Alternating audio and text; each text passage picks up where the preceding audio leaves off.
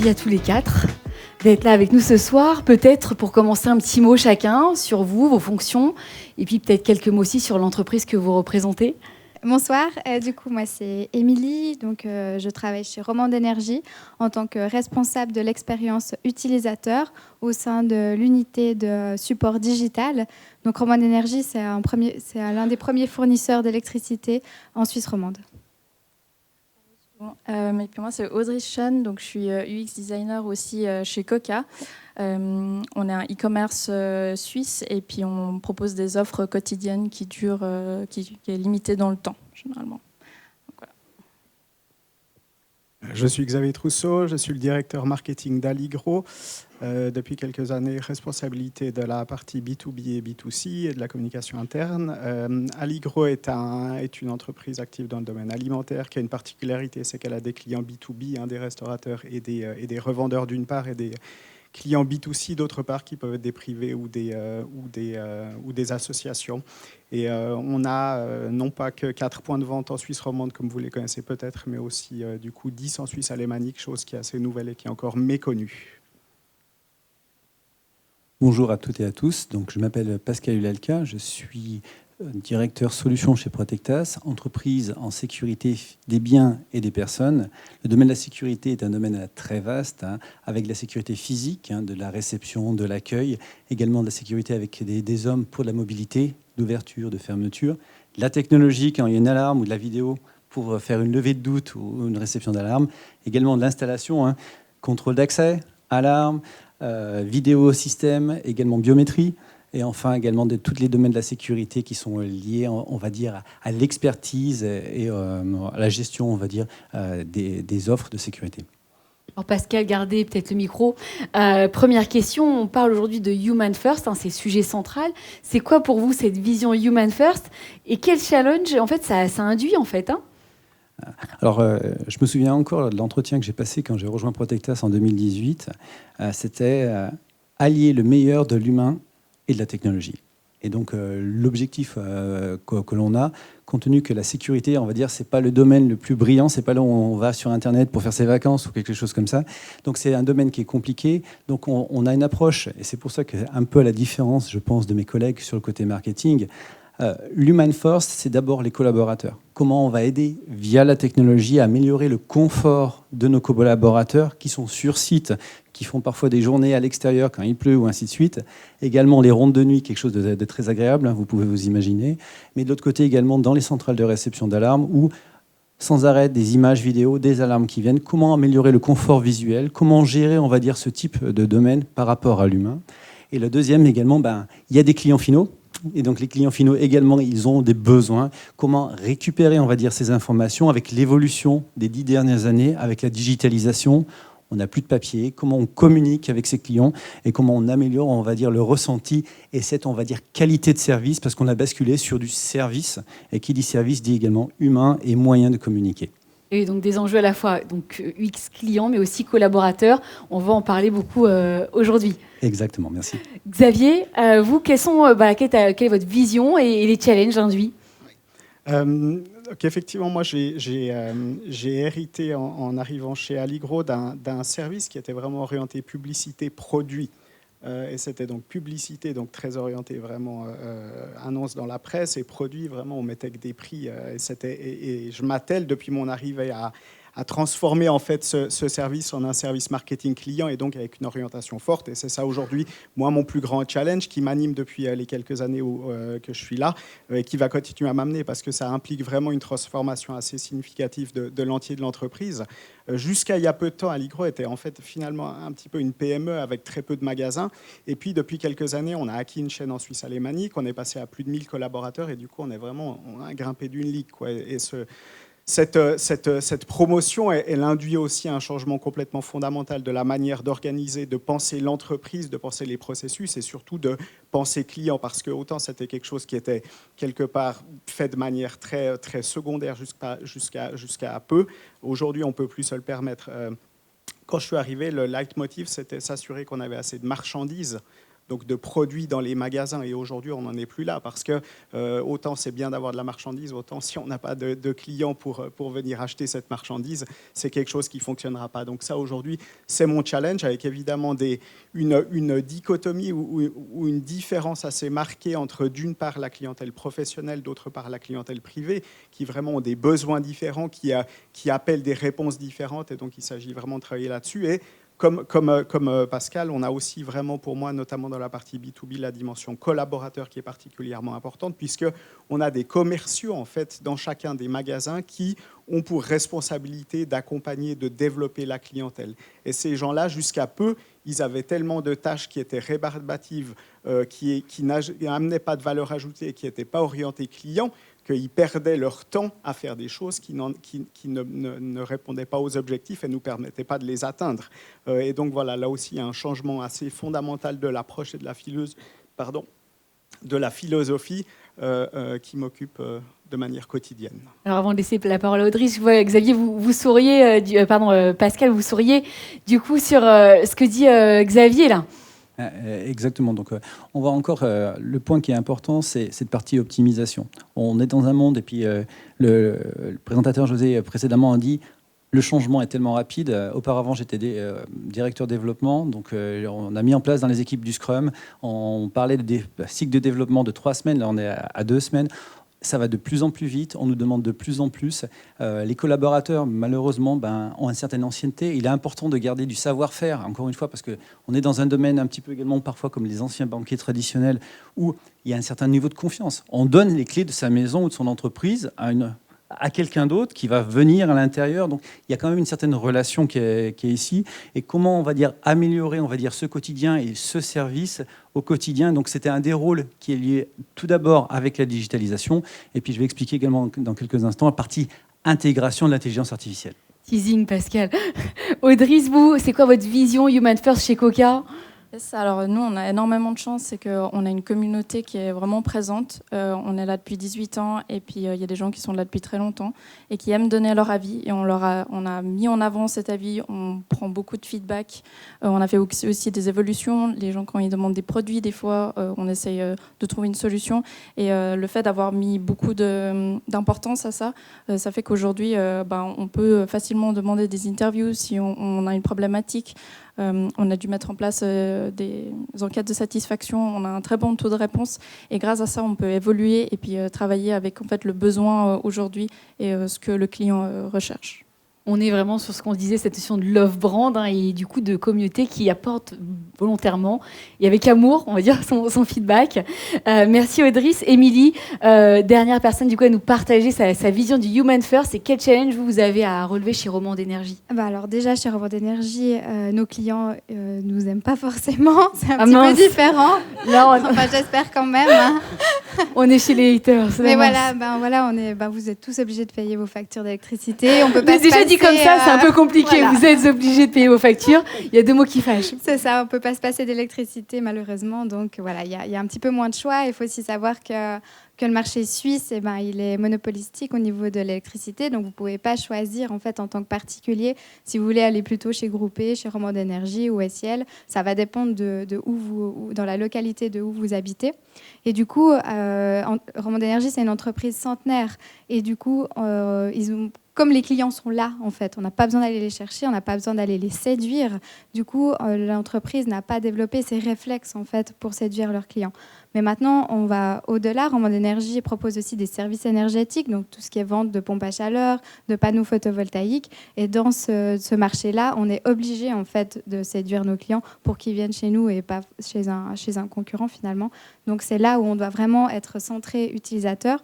Mais on doit également être centré pour nos clients, même sur le marché du monopole, parce que nos clients maintenant ont des attentes différentes, surtout par rapport à la crise énergétique. On doit être là aussi pour les soutenir et pour leur apporter des solutions.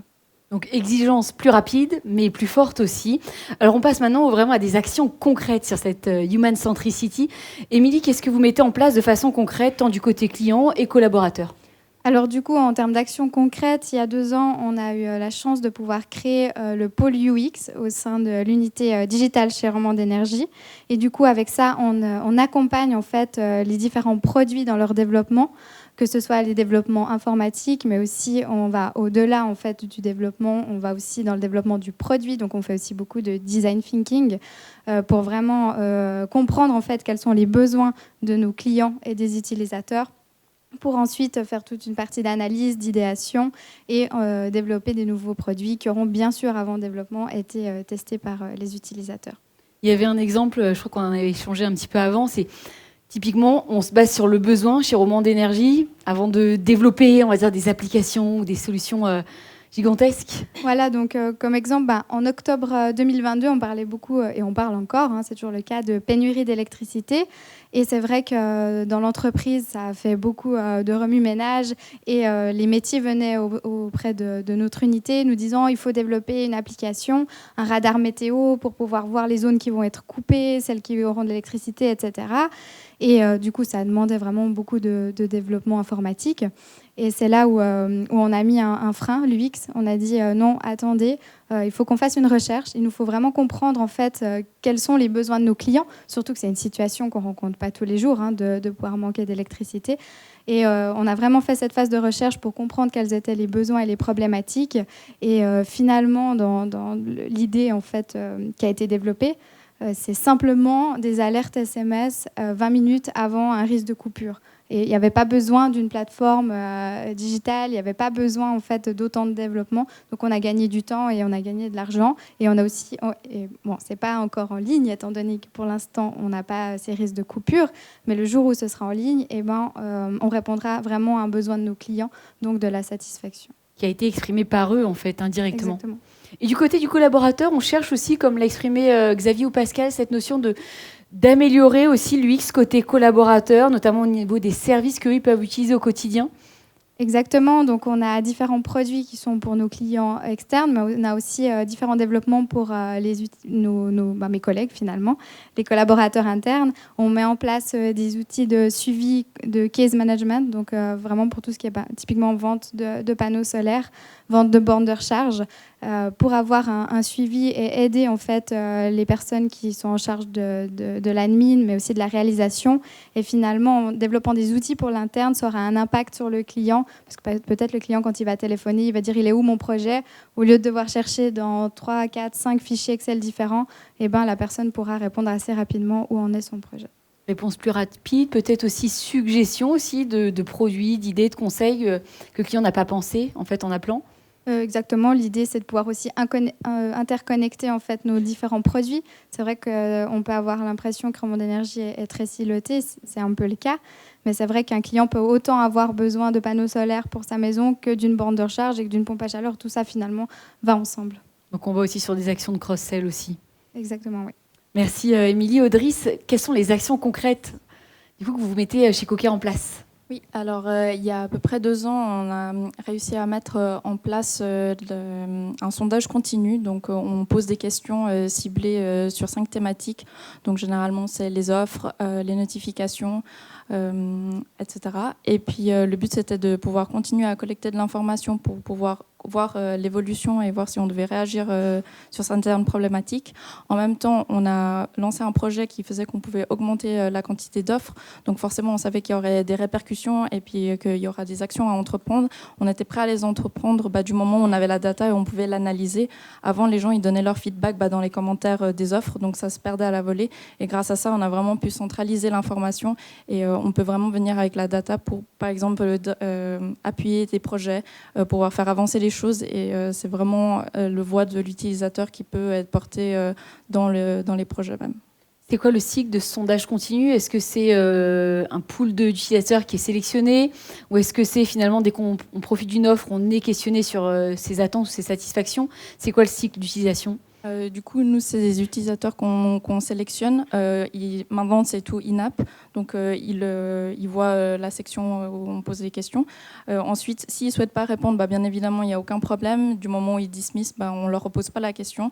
Mais c'est possible que dans quelques temps, ça soit de nouveau là. Et on a vraiment la chance d'avoir des gens qui aiment répondre aux questions puis qui aiment donner leur avis. Parce que ça nous permet vraiment de rebondir. Il y a eu 2-3 choses qu'on n'a pas mis en place tout de suite quand on a fait l'augmentation de l'offre. typiquement la navigation. Et tout de suite, il y a eu des retours en disant qu'ils ne trouvaient plus l'offre, qu'il y avait des problématiques. Et vu qu'on a une équipe très agile et qu'on a pu itérer dessus, on a rapidement mis quelque chose en place. Et en fait, on a pu rapidement aussi tester, essayer avec nos utilisateurs. C'était prévu, mais du coup, voilà, pas dans le timing qui était demandé encore une fois par l'utilisateur. Quelles actions du côté collaborateur, Audrice ? Du côté de collaborateurs, alors avec l'augmentation d'offres, forcément, nous, on a un système de création d'offres très lourd aujourd'hui. Au début, il y avait eu des pansements, on a engagé du monde, etc. Et on voit qu'en fait, on ne peut pas que engager pour faire plus d'offres. Et on est obligé d'optimiser les processus. Donc, on est en plein dedans. Pour l'instant, on n'a pas de récolte de data, mais on travaille beaucoup avec les métiers avant maintenant de proposer des nouvelles pages ou pour améliorer leur processus. Et il y a vraiment beaucoup de discussions maintenant entre les différents cercles, donc entre les différents départements, pour échanger et puis pour trouver la meilleure solution et éviter justement ces va-et-vient où on propose quelque chose et on impose en fait la solution à l'utilisateur. Donc il y a beaucoup de discussions en amont qui sont importantes pour pouvoir proposer une solution adaptée à leur quotidien. Merci Audrice. Alors 2 notions, si vous avez envie, Xavier et Pascal, en même temps que vous nous expliquerez les actions concrètes, c'est cette notion 1 de data opérationnelle. On a envie de collecter en tant que marketeur plein de données, mais quelles sont celles qui sont OK déjà, RGPD friendly, mais aussi surtout opérationnelles, c'est-à-dire qu'on va en faire quelque chose. Sinon ça prend de la place et puis on n'en fait rien. Et cette notion de silo aussi, je vous les mets dans un petit coin de votre tête, mais cette notion de silo qui est important, que les marketeurs, les développeurs, les UX designers, en tout cas, se parlent au service des différentes expériences. Sur la partie silotage, effectivement, c'était quelque chose de particulièrement latent et existant dans mon entreprise. Et depuis quelques années, on a complètement désiloté ça, notamment entre la partie marketing, la partie IT et la partie commerciale, la partie vente. Qu'aujourd'hui, on est quelque part très fluide entre les trois, avec énormément d'interactions physiques qui donnent certainement aussi beaucoup de sens, en fait, plus de sens au travail de chacun. Sinon, peut-être pour revenir à la question précédente, un élément qui pour moi était une grande satisfaction, c'était en fait moi j'avais placé l'année 2023 sous le signe de la connaissance client, et en fait on a donc réalisé 2 grandes études. La première parmi la clientèle privée, où pour la première fois depuis de très très nombreuses années, on demandait à nos clients qui ils étaient, des questions d'attitude, etc. Et en fait, on a eu la bonne surprise d'avoir près de 10 000 personnes qui nous ont répondu. Et pour moi, ce qui montrait que finalement, il y avait une vraie volonté de s'exprimer, peut-être parce qu'ils avaient été brimés par le passé. Néanmoins, on a pu récolter là un nombre de data absolument extraordinaire qui nous permet de faire des analyses très actionnables pour comprendre notamment non seulement quels sont leurs besoins, quelles sont nos forces, quelles sont peut-être nos faiblesses selon eux, et de développer là encore des prestations qui sont en adéquation avec leurs besoins. Et côté B2B, on a mis en place quelque chose qui n'existait pas non plus, qui est nouveau, une analyse, une étude de satisfaction longitudinale, c'est-à-dire qu'on va la répéter de manière très régulière, a priori une fois par année, pour là aussi comprendre non seulement les besoins et les perceptions d'Allegro, mais aussi les degrés de satisfaction et les endroits sur lesquels on est bon et sur lesquels on n'est pas bon, et sur lesquels donc on doit absolument s'améliorer. Et donc ça, cette amélioration de la connaissance client a des impacts immédiats sur l'ensemble des activités du service, mais finalement de l'entier de l'entreprise. Donc ça, c'était quelque chose d'assez extraordinaire. Et évidemment, on n'a pas attendu ça pour être orienté client. Et on a notamment un élément qui est assez intéressant, qui mérite certainement d'être présenté, c'est une personnalisation en fait de l'offre produit qu'on amène à chacun de nos clients basée. En gros, on travaille avec des prestataires externes, mais qui nous permettent vraiment de proposer des articles qui sont personnalisés en fonction de critères qu'on a définis, dont l'historique d'achat, et qui rendent vraiment le contenu de nos communications bien plus pertinent que ce qu'on a pu avoir par le passé. Après, on a venu à amener des compléments comme sur la base de choses qui sont connues chez Amazon ou chez Zalando. C'est les gens qui ont acheté ci ont aussi acheté ça. En stratégie lookalike. Voilà, exactement, qui est quelque chose qui fonctionne quand même très bien, avec aussi là des choses qui étaient assez surprenantes. Pour moi, c'était une évidence que ça allait ou que ça pourrait avoir du succès parmi la clientèle privée. Puis il se trouve que parmi la clientèle professionnelle, des restaurateurs qui pourtant savent ce qu'ils vont acheter, connaissent leur menu, il se trouve que c'est quelque chose qui fonctionne là aussi. Se laisse tenter aussi. Très très bien, se laisse tenter, où ils voient des opportunités. Et puis là aussi, peut-être en complément à ça, on a aussi offert la possibilité à nos clients, privés et professionnels, de souscrire de choisir des prestations qu'on leur met à disposition qui permettent d'être alertés quand il y a des produits en action, etc. Et là, on voit quand il y a des semaines thématiques et on voit que c'est une influence extrêmement élevée sur la fréquence d'achat, donc que ça répond a priori à un besoin ou que ça en tout cas nous offre de grandes opportunités.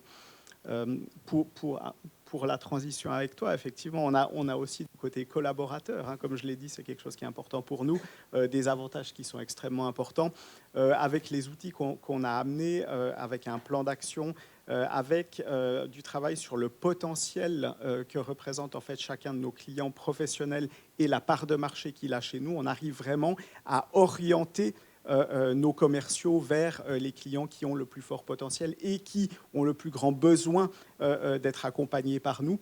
Et ça, c'est un travail qui est absolument fondamental et qui finalement libère là aussi les commerciaux de travaux ou de tâches qui avaient très peu de valeur ajoutée et qui leur permet de se concentrer sur des choses qui sont vraiment pertinentes, non seulement pour le client, évidemment, mais aussi pour l'entreprise. Et finalement, dans ce cas-là, tout le monde est gagnant.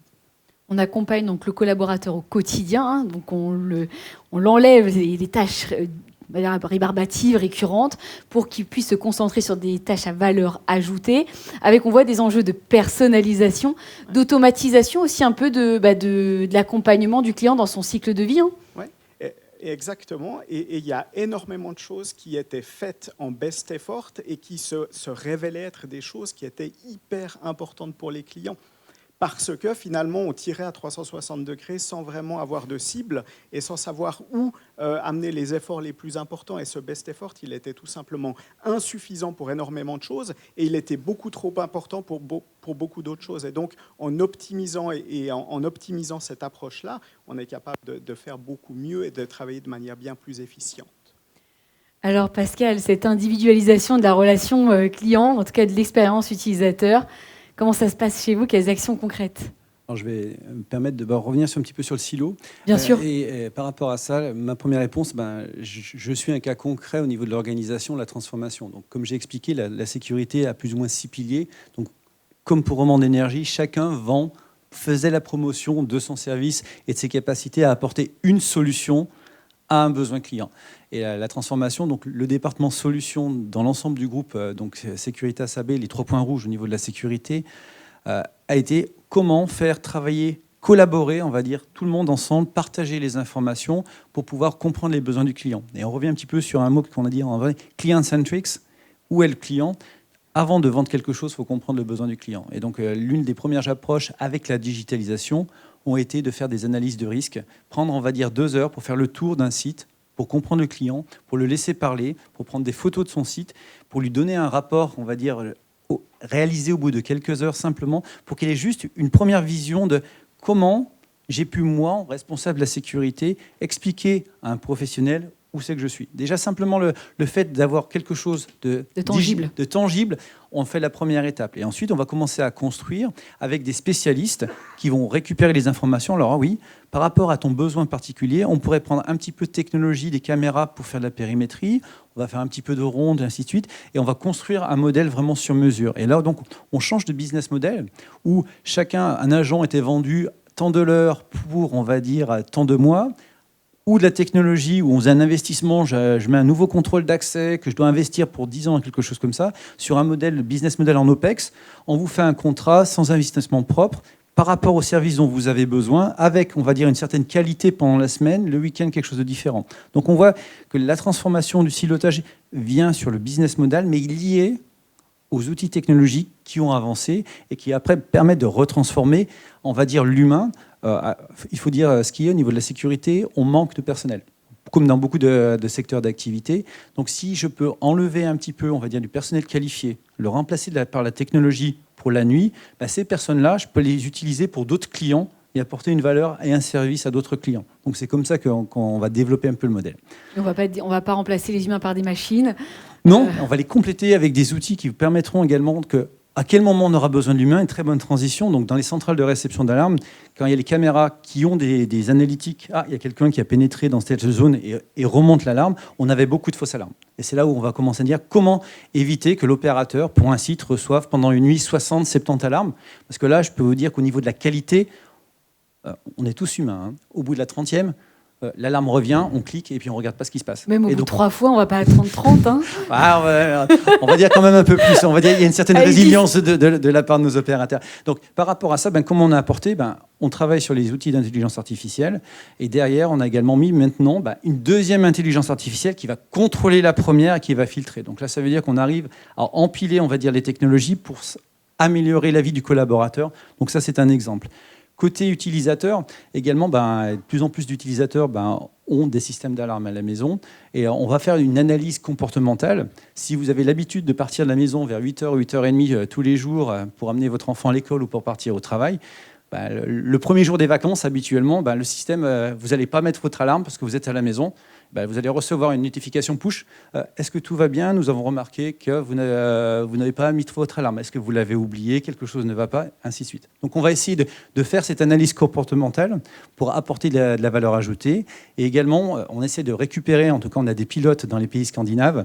Si jamais, on va dire, vous habitez près d'une zone à manifestation ou qu'il y a quelque chose dans la rue, de vous pusher des notifications comme quoi il pourrait y avoir, on va dire, quelque chose qui se passe. Ne sortez pas de chez vous. Non, peut-être pas forcément jusque-là, mais... Encore une fois, deux niveaux de service. On va dire, on doit mener quelque chose de plus au client. Donc, on se transforme non plus, on va dire, une société qui vend un matériel, mais on vend quelque chose de non plus tangible, mais un service sur lequel on va avoir une valeur ajoutée différente, donc un prix également différent et un différenciateur par rapport à la concurrence. Et on n'est plus sur l'offre pure. L'offre va comprendre le produit, mais aussi le service, potentiellement de l'information aussi qu'on redonne, retravailler aux clients aujourd'hui. Exactement. Alors, on voit cette alliance nouvelle technologie, humain. Comment ça vit en interne? Est-ce que c'est bien pris, accueilli? Est-ce qu'il y a un enjeu de formation, bien évidemment, je pense, en tout cas, ou d'acculturation, d'accompagnement du changement aussi sur... aujourd'hui, on ne travaille pas seul, on travaille à deux, l'IH ensemble. Hein. Exactement. On a différents niveaux, on va dire, de maturité. Groupe international, donc ça veut dire qu'on pense local. Je pense que vous connaissez, donc... think globally, act locally. Donc, dans les faits, on a l'innovation qui se trouve, on va dire, dans les pays scandinaves, avec les recherches et développements, qui, eux, vont proposer des idées, des directions. Et ensuite, en fonction des pays, on va avoir un niveau de maturité. Et on va tester plus ou moins certaines fonctionnalités dans certains pays, parce qu'on sent un certain niveau d'affinité par rapport à ça. Et on a plus ou moins la liberté dans chaque pays d'adhérer plus ou moins à sa vitesse aux fonctionnalités que le groupe propose à mettre en place. En tout cas, sur la roadmap, c'est qu'une question de temps. Il faudra le mettre en place, mais c'est nous qui décidons à quelle vitesse. Ce qui fait que de nouveaux rôles apparaissent dans les organisations. Auparavant, il n'y avait jamais de product manager. Aujourd'hui, dans mon organisation, j'ai un product manager qui va permettre de comprendre quel segment de marché, avec quel type de produit, à quelle vitesse on veut les faire. C'est pareil, là, je viens de recruter un cyber spécialiste, parce qu'on est confronté de plus en plus en interne à des besoins et à des risques, mais surtout, les clients nous propose, vous êtes responsable de ma sécurité, vous installez des équipements. Comment être certain que personne va utiliser vos équipements pour entrer dans mon réseau et faire quelque chose? Donc, on retrouve face à des nouveaux métiers donc, sur lesquels on va avancer. Et également, donc, au niveau ergonomie, si on regarde un petit peu une centrale de réception d'alarme il y a quelques années en arrière, on avait 6-7 écrans par opérateur. Aujourd'hui, on arrive à réduire entre 3 ou 4 écrans en fonction du besoin parce que justement, on a optimisé le GUI, le design pour que l'opérateur ne soit pas, on va dire, sous un flot d'informations sur lequel il ne peut pas, mais plutôt de manière structurée, toujours le même processus en place pour aider, guider et encore améliorer l'efficacité du service. Oui, donc on a vu engagement client, love brand, engagement marque aussi, en termes d'expérience utilisateur, comment je te fournis la meilleure expérience possible. Xavier, vous, comment ce mariage IA-IH se passe? Ouais, peut-être la première chose qui est intéressante, c'est que on avait vraiment ce service commercial qui était un espèce de bottleneck et qui souffrait vraiment d'être inondé de tâches, notamment à faible valeur ajoutée. Et donc, finalement, l'accueil par rapport à tout ce qui a pu leur être amené a été excellent.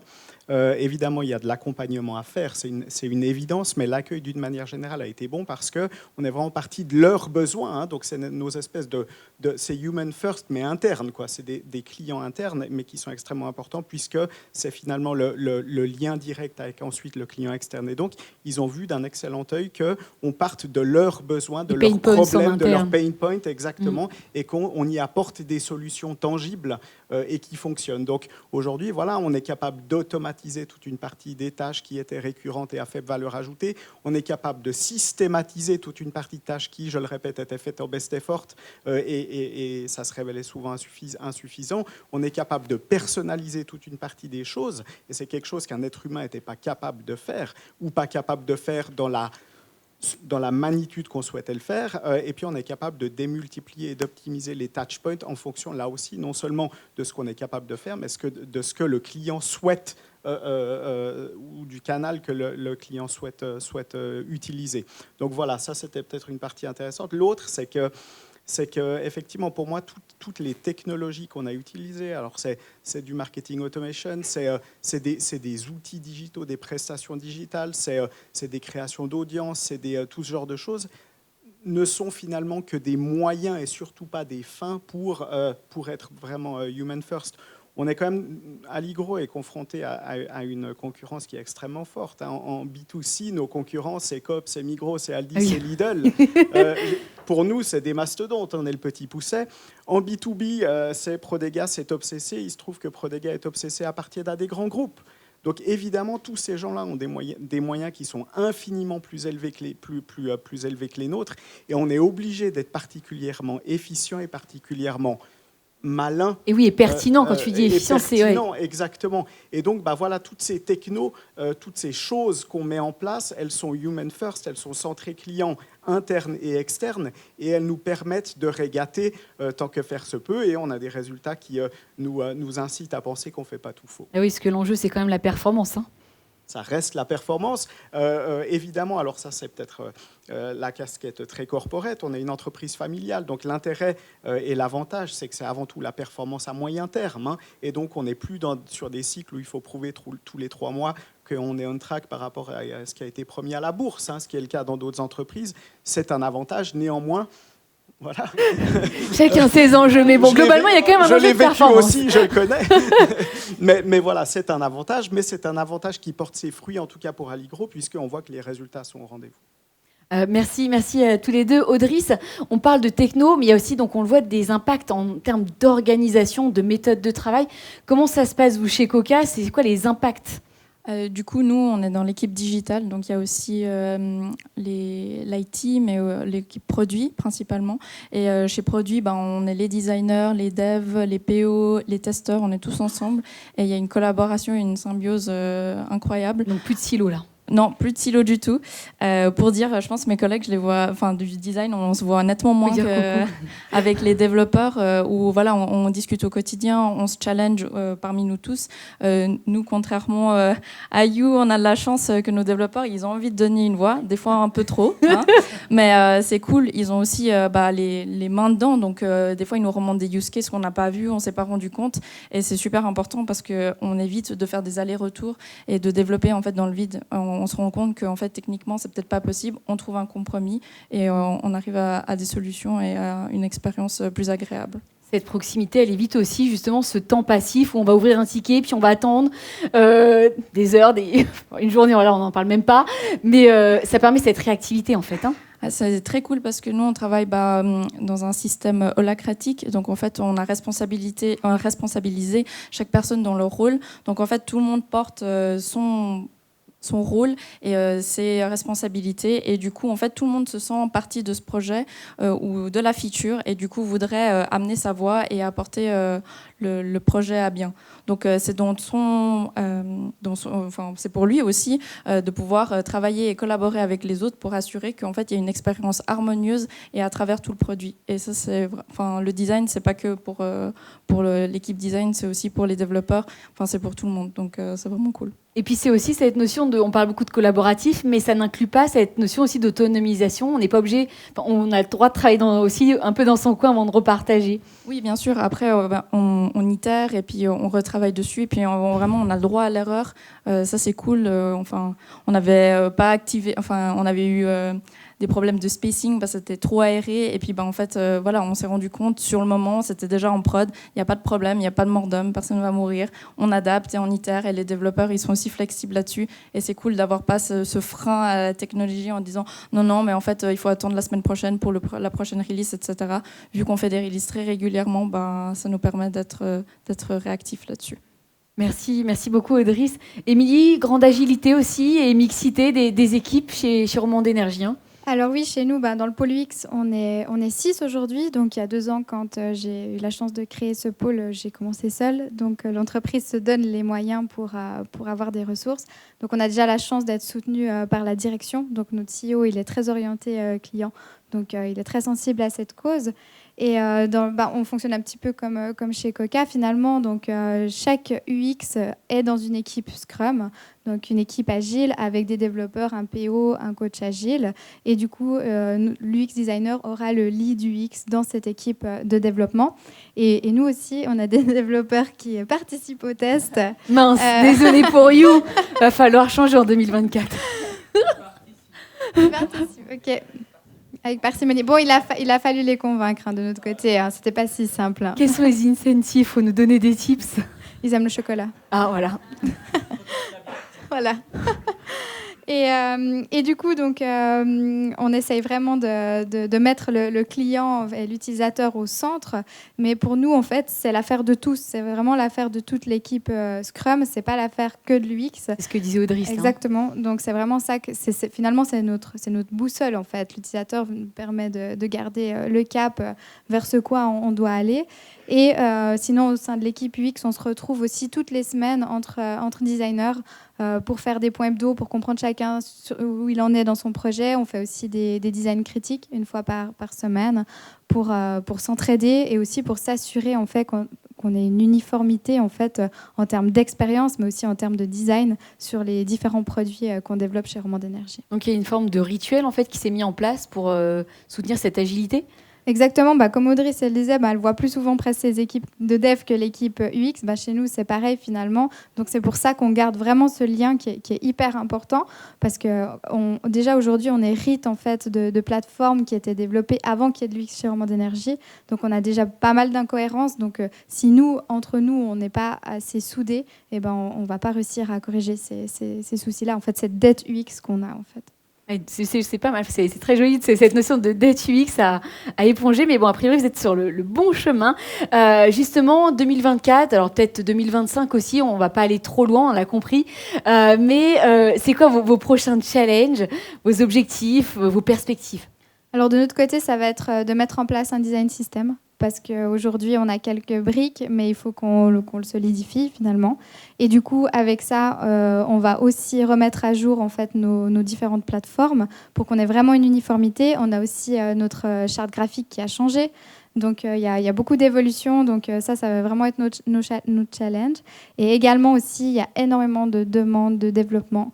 Et du coup, il va falloir recruter des UX, il va falloir faire grandir l'équipe pour s'assurer en fait qu'il y ait chaque fois de la recherche et des tests qui soient réalisés avant qu'il y ait du développement. Et oui, se donner les moyens, se donner aussi les moyens, on l'a vu, de sonder, d'avoir des feedbacks continus. C'est pas que du one shot, c'est pas forcément quand moi j'en ai besoin en tant que marque.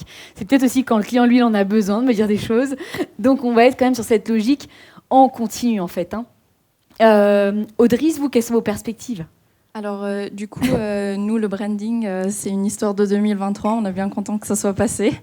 Du coup, pour cette année, si les choses ne changent pas, parce que Pascal, du coup, Meyer, notre CEO, arrive des fois avec des idées et puis ça change toute la roadmap. Aïe. Donc, 2030, on n'en parle même pas. On parle de juin ou juillet. C'est déjà cool. Donc à l'interne, on est beaucoup sur l'optimisation des processus et typiquement tout ce qui est automatisation aussi au niveau du service caucasien.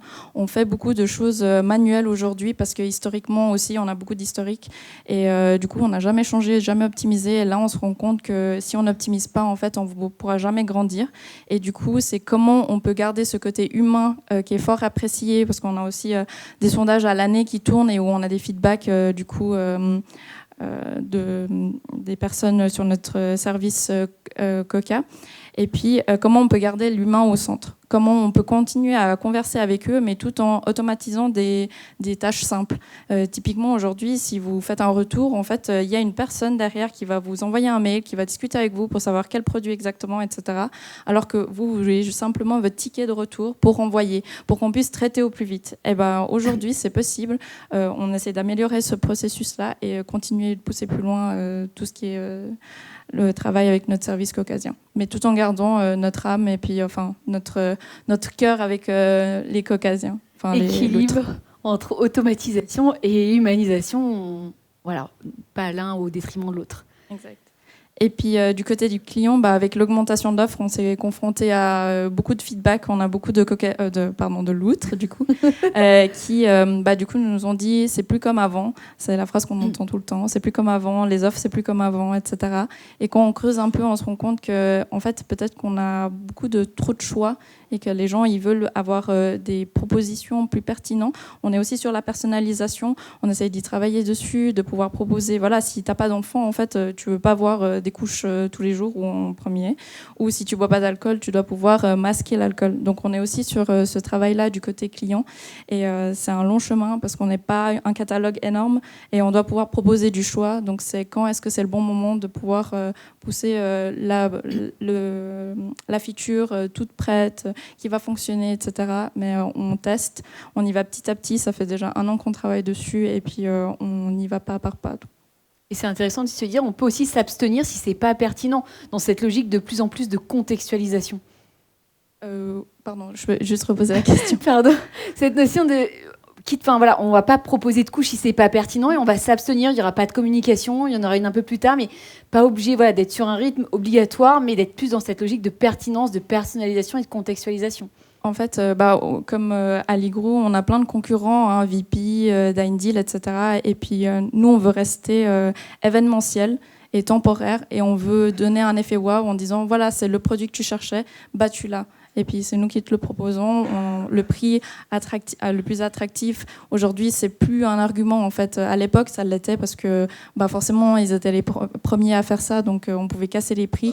Maintenant, le prix c'est pas toujours ce qui est recherché. On essaye aussi de pousser des petits commerçants à trouver d'autres axes de développement. Et puis je pense que c'est sur ça qu'on doit jouer et pouvoir proposer des choses nouvelles en fait sur le marché plutôt que d'être toujours en train de baisser les prix au plus bas. Merci Audrice. Xavier, comment on fait alors pour éveiller l'émotion en 2024 ? Ouais, on a pas mal de boulot encore. Effectivement, on a commencé certaines choses qui ont porté leurs fruits. J'en ai parlé, mais on en est certainement au début, notamment dans cette manière ou ce système de gestion du cycle de vie du client. C'est quelque chose qu'on a mis en place et qui nous permet, en fonction de l'évolution du parcours du client, alors non pas dans un funnel sur notre site internet, mais plus chez Alligro d'une manière générale. Est-ce qu'il est depuis chez nous Est-ce qu'il est chez nous depuis longtemps? Est-ce qu'il fait des achats réguliers? Est-ce qu'il fait des gros achats? Est-ce qu'il fait plus d'achats?